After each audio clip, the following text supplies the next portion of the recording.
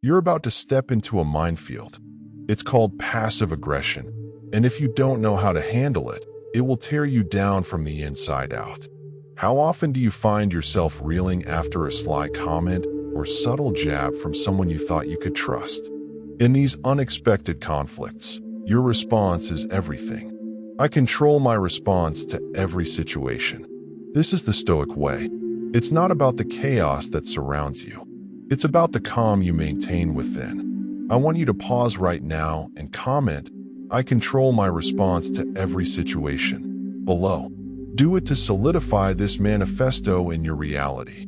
Let every like on your comment remind you of this promise. Remember, Marcus Aurelius said, "You have power over your mind, not outside events." Realize this, and you will find strength. This is your starting point. Gain control over your internal world. Imagine each passive-aggressive storm as an opportunity, as a chance to practice strength of mind and grace under pressure. Consider a workplace scenario. A colleague consistently leaves you out of emails. They're subtly undercutting your efforts. A misstep might be to engage in the same behavior. Instead, think like a Stoic. Recognize that their actions do not define your worth or capability. Let's take a lesson from Epictetus, who reminded us, we are disturbed not by what happens to us, but by our thoughts about what happens. When you internalize this, you disarm the aggression by choosing your reaction. If you want to keep receiving these reminders, click the subscribe button now. It's a small action for you, but a giant step for your mind. Return to the method of Marcus Aurelius. Reflect. Respond with reason. This isn't to ignore the matter. It's to tackle it with clarity and control. You approach them directly, assertively, clearing any misunderstanding and saving precious energy for things that truly matter. Stay tuned, as this journey into Stoicism equips you with the tools to face life's unexpected conflicts with poise and resilience. 1. The Shield of Tranquility. Now, let us dive into the core of the Shield of Tranquility. Picture this shield as your mental armor, a barrier protecting your peace from the chaos of passive aggression and other negativity. Envision Seneca's wisdom. A wise man is content with his lot, whatever it may be, without wishing for what he is not. Apply this thinking, gather your resources, and create a stronghold against unnecessary emotional turmoil. Think about your daily interactions at work or home. It could be a colleague who takes subtle jabs, or a friend who often uses sarcasm to mask criticism. You might feel the sting, but your tranquility doesn't have to be disturbed. Remember this, your response is your power. This is your shield in action. When the storm of passive aggression hits, do not engage in a battle. Instead, understand that their behavior does not dictate your mood. Their chaos should not breed chaos within you. This is your stronghold, your center of peace that remains untouched. Let's take an analogy from an ancient Stoic tale. Imagine yourself as a mighty oak tree. The wind may howl and try to bend you, but your roots run deep in the ground of reason and self-control. You sway with the gusts, yet remain unbroken. The more we value things outside our control, the less control we have. Reflect on this as Epictetus taught. You are the only captain of your inner state. Here lies your true strength, acknowledging what you control and releasing what you do not. When faced with aggression, choose instead to focus on clarity and understanding. You might calmly question the intent, or with grace, let go of the provocation, allowing it to drift by like leaves on a stream.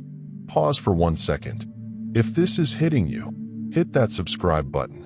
It tells me to keep making these for you. As you build this shield of tranquility, you protect more than just your peace. You reinforce your entire being against the lesser battles of life, emerging stronger, more composed. So, uphold this shield with pride. With it, you meet life's challenges.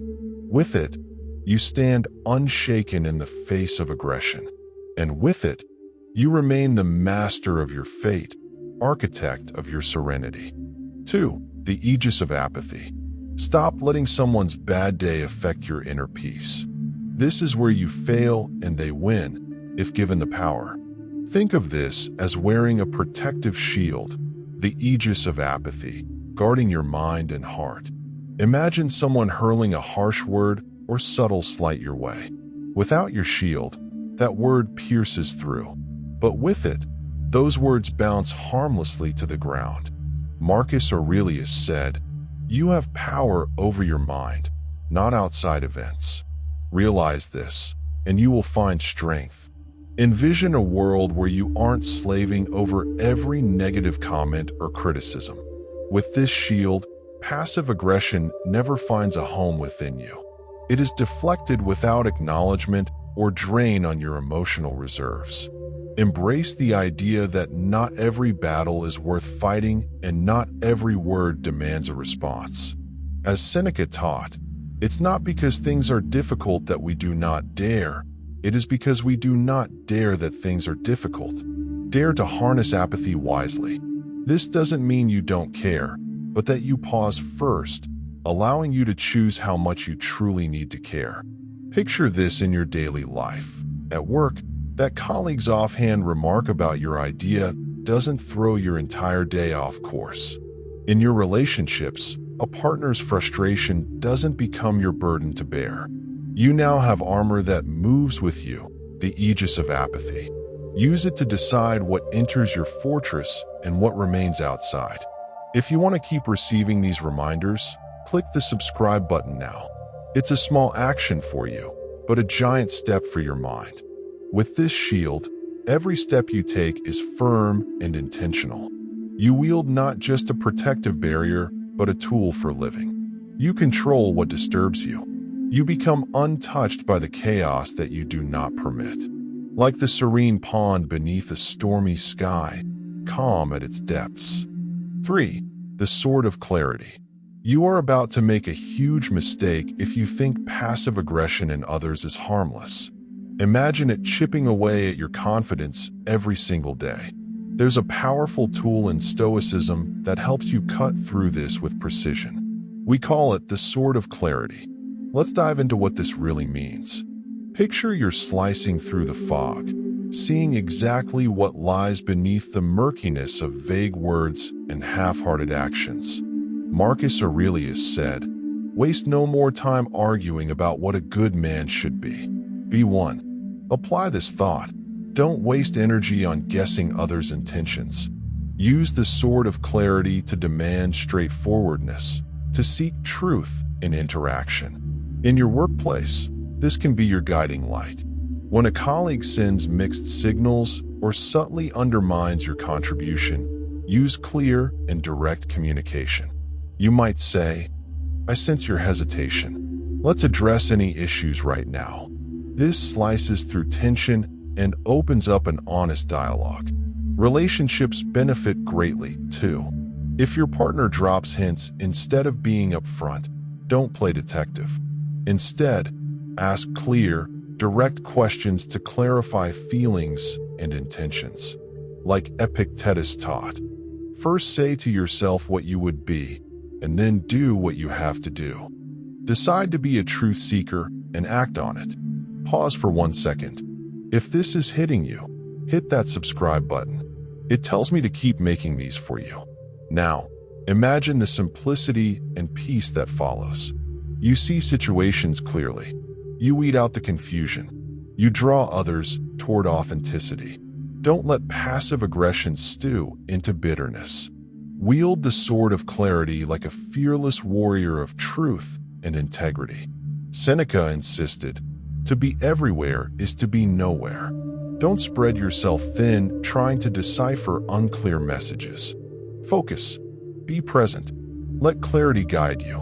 You now have this sword. It's not just to fight hidden battles, but to illuminate your path. The next time you face ambiguity, remember its power. Use it to cut through and shine a light on what truly matters. 4. The Mirror of Understanding. Ever find yourself tangled in misunderstandings, questioning unseen motives, and second-guessing intentions? You're not alone. Imagine confronting such situations with a different tool, a mirror instead of a sword. Here's a Stoic approach, the mirror of understanding. By reflecting on our own reactions and feelings, we open the door to deeper empathy. Marcus Aurelius wrote in his Meditations, "If someone can show me my mistake, I will gladly change." Imagine that. A willingness to see error not as a shame, but a chance to grow. By looking into this mirror, we see the role we play in misunderstandings. This is about recognizing what Epictetus called the judgments which disturb our peace of mind. It's not about blaming yourself. It's about unlearning old patterns and embracing transformative change. Here's what makes the mirror powerful. It allows you to step into another's shoes. When faced with passive-aggressive actions, ask yourself, what might they be hiding? Or what fear are they holding on to? This line of thinking doesn't just ease tension. It builds bridges. You see, true understanding starts within. It's the mirror that reveals what you might miss in others. If you can perceive the world through this lens, you'll invite openness and truth. And when you see your own biases and limits, you're not just understanding them, you're transforming yourself. Ask yourself, when was the last time you truly understood another person without bias or judgment? This is your chance to reflect on that powerful question. Pause for 1 second. If this is hitting you, hit that subscribe button. It tells me to keep making these for you. Let's take this forward. Next time you find yourself on the brink of misunderstanding, slow down. Look in the mirror, ask the right questions, and allow yourself to change. This is how you disarm passive aggression with grace. How will you use your mirror today? 5. The anchor of detachment. Picture this. You're standing in front of a raging storm, emotions swirling, thoughts crashing. Yet, in the eye of this chaos, there's a calm center. This is where you need to be. The Stoics called it detachment. This mental stillness isn't about ignoring life or being indifferent. It's about being unshaken by its turbulence. Imagine being free from the pulls of fear, anger, and craving. When you detach, you anchor yourself in peace. Marcus Aurelius said, "You have power over your mind, not outside events. Realize this, and you will find strength." By detachment, Marcus meant not letting the world's chaos drown your mind. It's about holding the wheel steady in a storm of emotions. Imagine you're at work, dealing with a passive-aggressive colleague. Your heart races, frustration bubbles. But detachment tells you to step back, understand without reacting. This distance isn't cold, it's clarity. It allows you to see the situation for what it is, not tainted by impulsive emotion. Now, pause here for a moment. If you're finding value in this insight, subscribe now. It's the smallest click for you, but a giant leap for your mind. Returning to this powerful concept of detachment. Do you remember a time when you lashed out, only to regret it later? With detachment, you can walk away from those moments with a focused mind and a calm heart. Seneca once advised, "He who suffers before it is necessary suffers more than is necessary." Detachment teaches us not to suffer the imagined woes. It trains us to engage with life's challenges smartly without being swallowed by them. So, the next time a passive-aggressive comment flies your way, think about this anchor. Hold it tight. Find your stillness in the storm and respond not from a place of reaction, but from poise and understanding. Your journey doesn't stop here. Practice this. Be consistent. And as Epictetus said, there is only one way to happiness, and that is to cease worrying about things which are beyond the power of our will. That is where true detachment shines. Stay anchored, stay strong. 6. The fortress of resilience. Imagine you're a fortress, strong and unbreakable in the face of life's storms. Now, picture yourself battling through everyday challenges, rude comments, missed opportunities, even personal struggles. Without a fortress of resilience, these obstacles easily wear you down. But with one, they bounce off you like arrows off stone. You see, resilience is not about avoiding the storm. It's about standing firm during it, and then choosing how you rebuild afterward. Marcus Aurelius, the wise Roman emperor, reminds us, you have power over your mind, not outside events. Realize this, and you will find strength. That's what resilience is, power over your mind. Consider this: passive aggression in a workplace. Someone undermines you subtly. Your fortress stands when you refuse to let these comments hijack your peace. Instead, you see them for what they are, blips on your radar, not cannonballs that breach your walls. A practical example would be a time when a colleague slyly takes credit for your work. Your instinct might be to erupt in anger, but your resilience comes from stepping back, taking a breath, and addressing the situation with clear-headed confidence. This calm response doesn't mean you ignore the issue. Instead, your resilience makes you face it from a place of self-control. And here's the key: every like on your shared reflection of strength reminds you of your resilience fortress. You grow stronger each day as you practice. It's not a one-time build. It's maintaining and reinforcing daily against life's tests. Pause for 1 second.